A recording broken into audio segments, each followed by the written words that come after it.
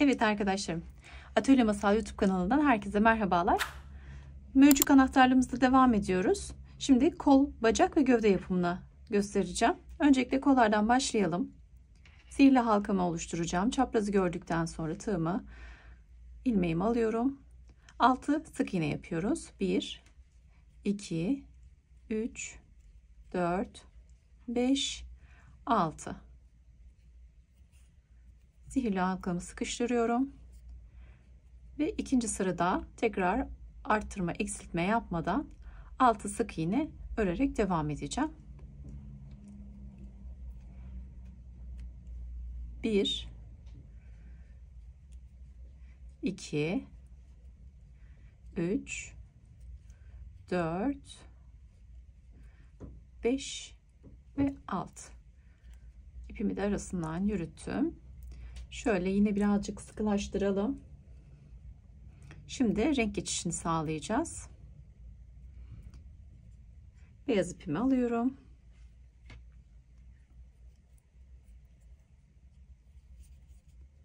Şöyle bir kilitleme işlemi yapalım beyaz ipte, değiştireceğimiz ipte. Ve örmüş olduğumuz parçada son ilmekte ki kapamayı arasından tığımı geçiriyorum ve beyaz ipimi şöyle geçiriyorum arkadaşlar. Şimdi tekrar örmeye devam ediyoruz. Beyaz iple alta sık iğne öreceğim. Şöyle birazcık sıkılaştırayım.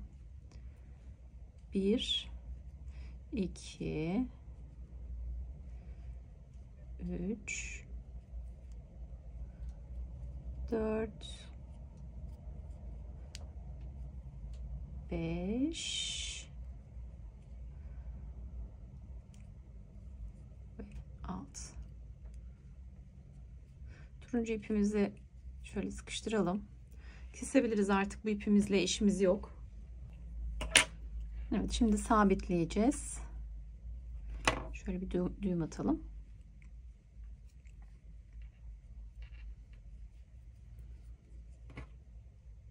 Bunları örgünün içerisine gizleyeceğim arkadaşlar.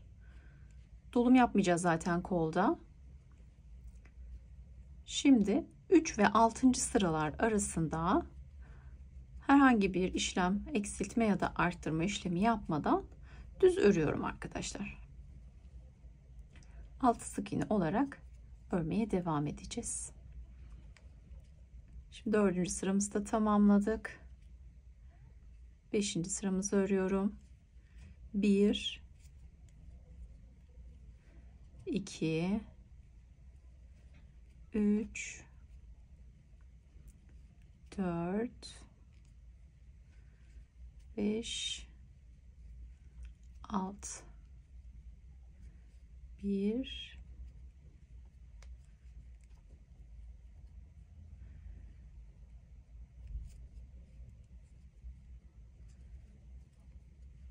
2 3 4 5 6. Şimdi bu ipleri içine çekelim. Şöyle bir de yerleştirelim.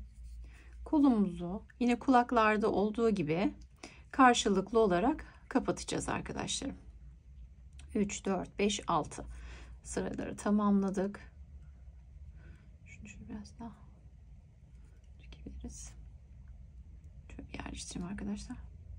Ben elyaf cımbızımı yanıma almamışım. Almış olsaydım eğer bunu en başta içine yerleştirebilirdim. Diğerini o şekilde yapacağım. Karşılıklı olarak şöyle görüyorsunuz. 1 2 ilmekte kapatabiliriz. Uzunca keselim. Çünkü yine dikiş yapacağız. Gövdemizi ördükten sonra.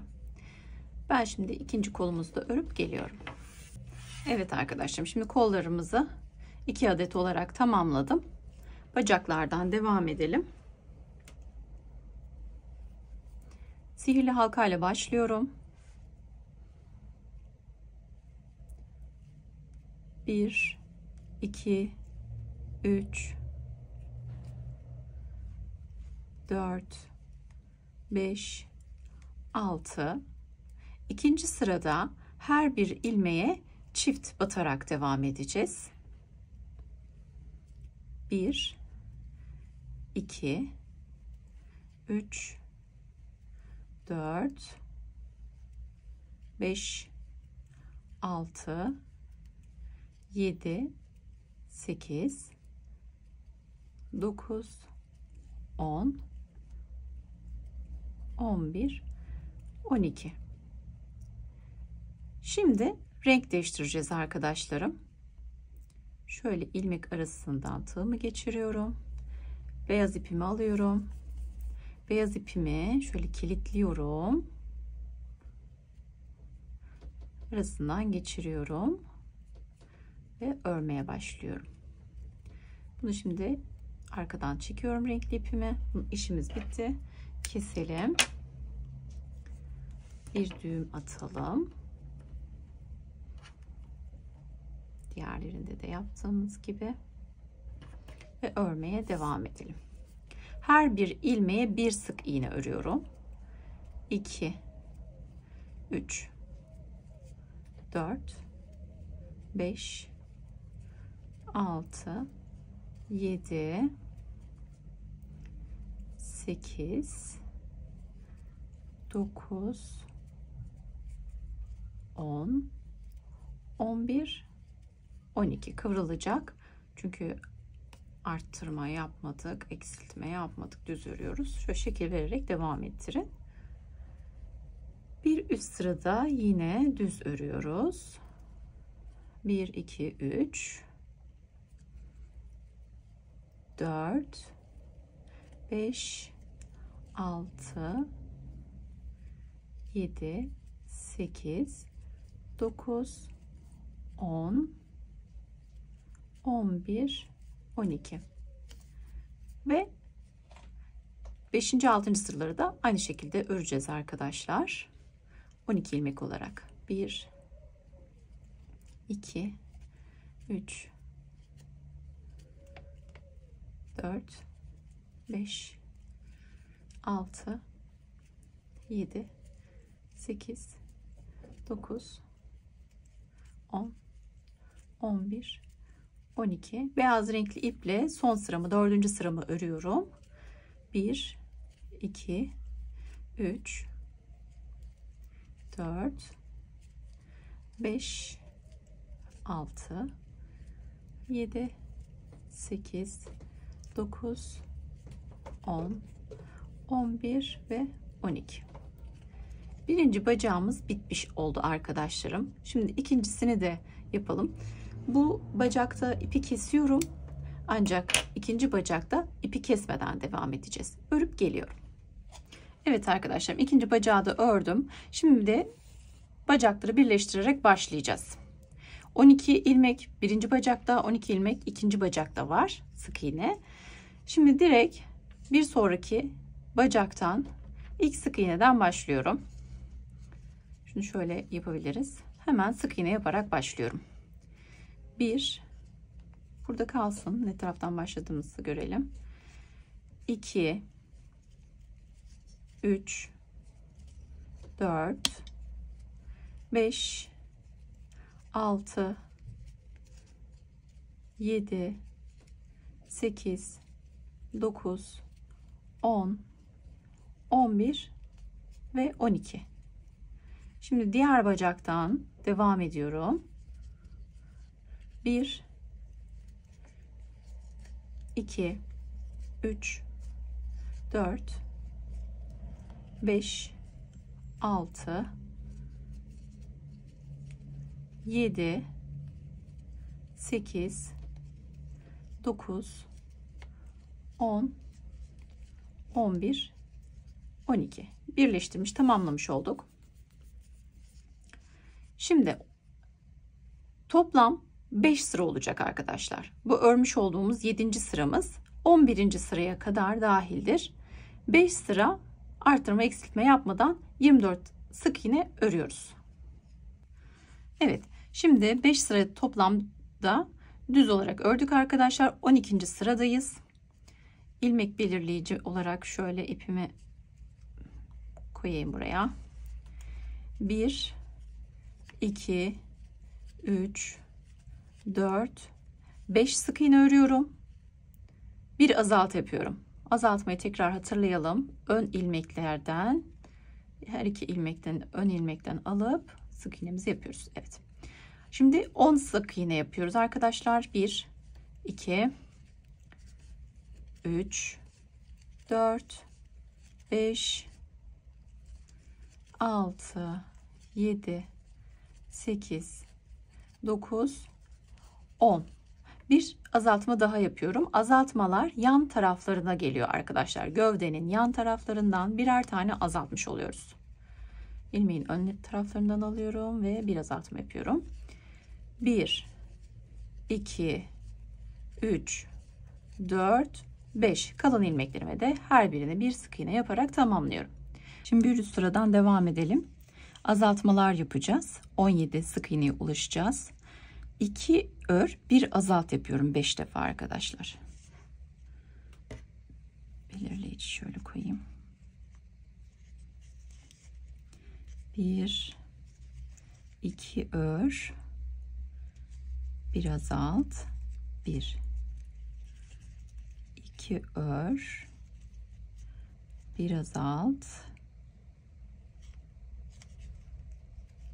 2 1 2 ör, bir azalt, 3 1 2 ör, bir azalt, 4 1 2 ör, bir azalt, 5. Son 2 sık iğnem kaldı. 1 ve 2, onları da örüyorum. Şimdi elyaf dolum yapalım arkadaşlarım.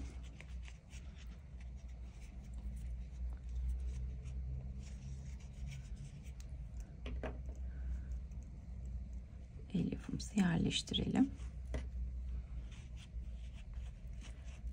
Bacaklara doğru, diplere doğru dolduruyorum ve yukarıya doğru geliyorum. Şimdi diğer bacağı dolduruyorum. Boşluk bırakmadığımdan emin olarak doldurma işlemini yapıyorum. Evet. Şöyle. Bakın. Biraz daha yerleştirebiliriz. Evet. Tamam. Şimdi devam edelim. Kapamadan bitirmeden önce ihtiyaç olsa tekrar doldururuz elyafımızı. Elimle destekliyorum parmağımla şöyle. Şimdi bir ör, bir azalt yapıyorum arkadaşlar. Bir ör,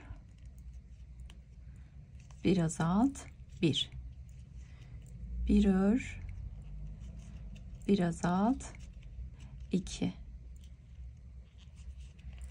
bir ör, bir azalt, 3 bir ör, bir azalt, 4. Kaç yaptım şaşırdım. 1 2 3 4 yaptım. Bir ör, bir azalt, 5 ve 2 sık iğnemiz kalıyor. Sayıyorum.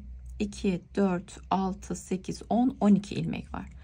Bir sırada düz 12 ilmek örüyorum arkadaşlarım. 1 2 3 4 5 6 7 8 9, ipim bitiyor. 10 11 ve 12. Şöyle ilmek kaydırmayla bu ipi içeride yok edeyim. Dikiş için ayrı ip alırız. Şimdi tamamladık. Bir miktar daha elyaf dolduralım.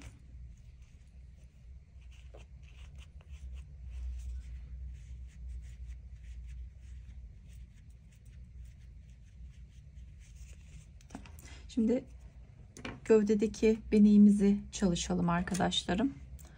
Şöyle tek kat ipimi alayım.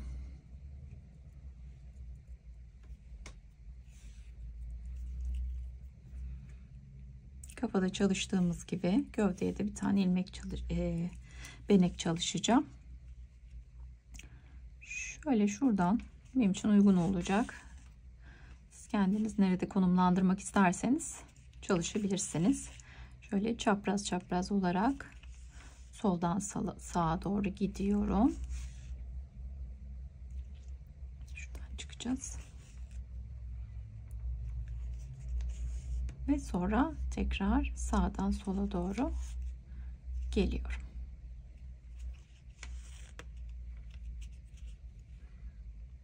Aşağıdakini de tamamlayalım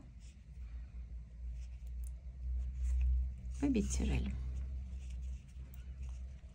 Dediğim gibi isterseniz katlı iple yapabilirsiniz. İsterseniz daha fazla doldurup tamamen siyah olmasını sağlayabilirsiniz. Şöyle çıkartayım.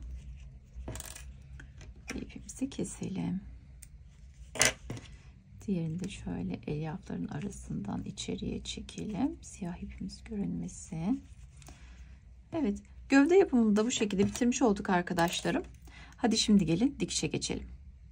Evet arkadaşlar, şimdi öncelikle kafa dikişiyle başlayalım. Kollar için zaten dikiş ipi bırakmıştık.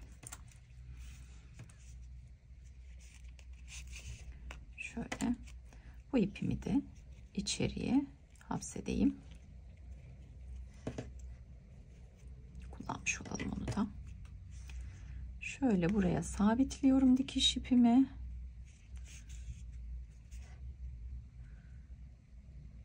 Şöyle alalım. Şimdi arkadaşlarım, öncelikle kafada nereye dikeceğimi bir konumlandıracağım. Renk geçişindeki sıradan şöyle bir üstte şu şekilde bir görüntü vermek istiyorum.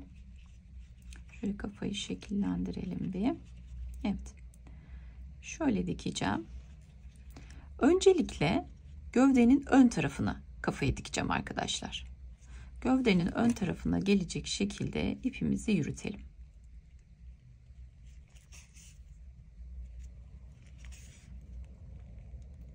Burada sabitleyelim. Evet. Şimdi isterseniz kolaylık olması adına iğneleyebilirsiniz arkadaşlar. Hatta şuradan bir iğne takalım. Biz de şöyle şu şekilde dikeceğiz.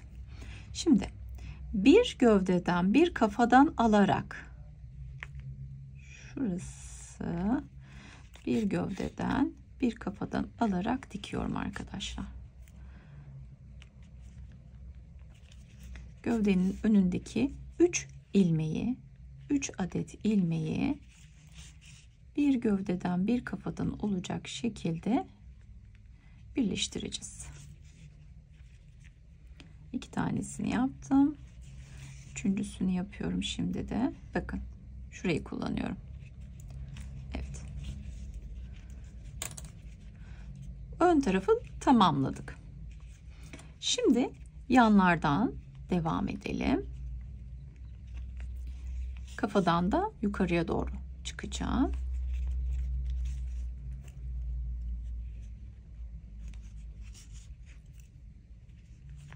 Bir kafadan bir gövdeden alıyorum. 3 ilmek aldım. İğnemi çıkarıp bir kontrol edelim. Şimdi 3 sırada buradan kullandık. Şimdi diğer tarafa doğru ilerliyorum. Şöyle alabiliriz.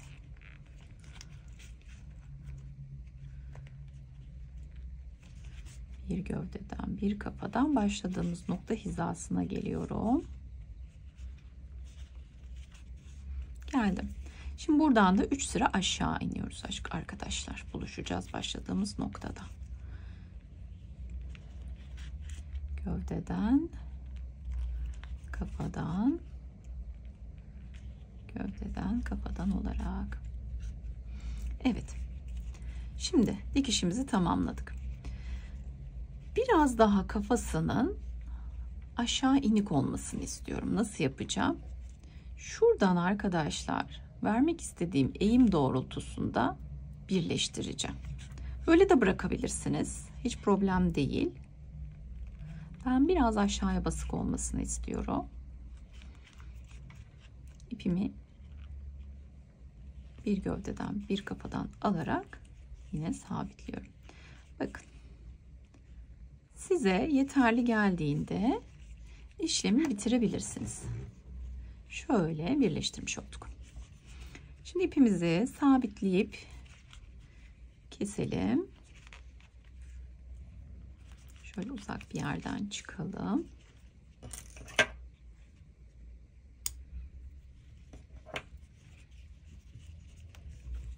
Şimdi kol dikişlerini yapalım arkadaşlar. Kollarımızı alalım.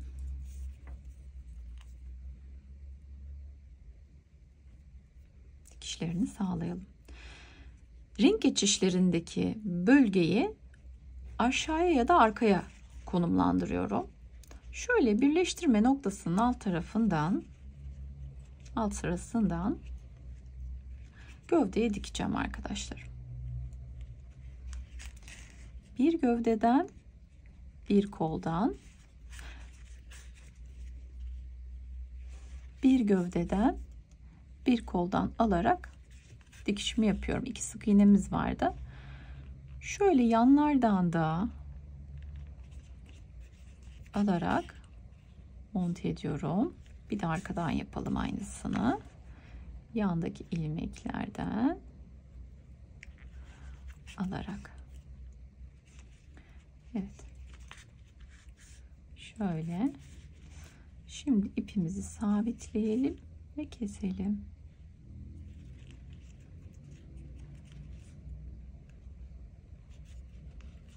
Uzak bir noktadan çıkıyorum ve kesiyorum. Şimdi sıra diğer kolumuzda.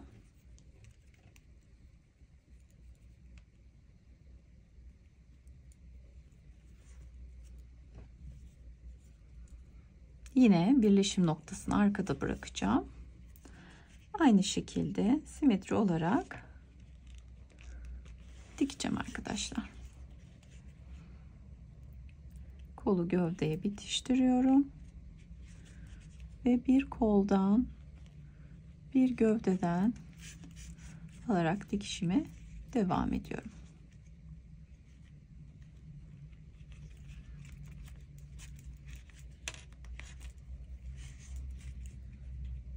Yandaki ilmekleri kullanıyorum. Diğer tarafa geçiyorum. Oradan da yandan alıyorum. Gövdede bitiştiriyorum ve ipimi sabitliyorum. Uzak bir noktadan çıkıyorum ve ipimi kesiyorum arkadaşlar. Dikişlerimizi de tamamladık. Şimdi son olarak hadi gelin kuyruk kısmını çalışalım. Şimdi kuyruk için 6 zincir çekeceğiz. Zincir üzerine çalışacağız. Öncelikle ipimi kilitliyorum. 1, 2, 3, 4, 5, 6. Zincir üzerine 5 adet ilmek kaydırma yapıyoruz. 1, 2, 3, 4 ve 5. Bu kadar arkadaşlar. İpimi uzun kesiyorum. Kuyruk dikişi için. Ve kuyruk ucuna iplerimizle kahverengi ipimizle saçak yapacağız. Hadi gelin öncelikle kuyruğu dikelim.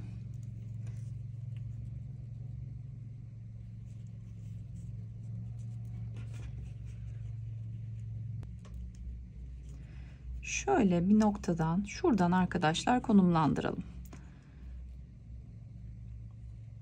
Şöyle. Birleştirme noktasından sayayım size. 2, 4, 6, 7. sıradayız. Bir kuyruktan alayım. Gövdeye birleştireyim. 2 sık iğne genişliğindeki bölgede kuyruk dikişimizi çalışıyoruz. Şöyle bir sabitleme yapıyorum. Diğer taraftan 2 sık iğne sonrasından çıkıyorum ve bu ipimle düğümlüyorum, birleştiriyorum. İkisini bir yok ederiz, kaybederiz.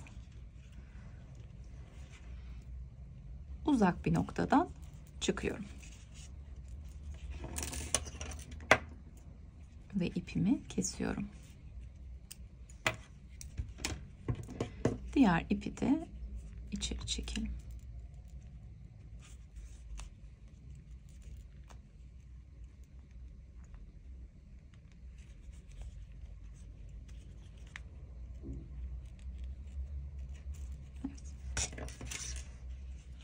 Kuyruk da tamamlandı. Hadi gelin şimdi saçaklarını yapalım. Bunun için kahverengi ipimizi kullanacağım. Şöyle ucundan tığ yardımıyla kahverengi ipi çekiyorum, düğümlüyorum ve kesiyorum. Bir tane daha yapalım. İpi çektim. Basit bir işlem uyguluyorum arkadaşlar burası için. Düğümlüyorum. Her seferinde şöyle el yordamıyla düzeltiyorum. Kesiyorum. Bir tane daha yapalım. Hep aynı noktada çalışıyorum.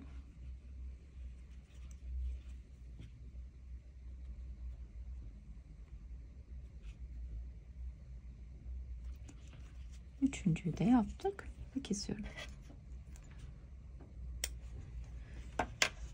Şimdi bu ipleri arkadaşlar şöyle iğnemin ucuyla açıyorum.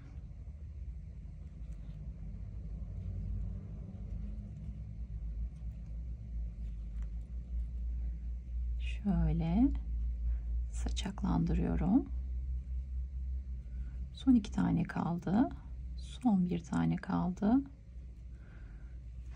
Tamamını açtım. El yordamıyla düzeltiyorum.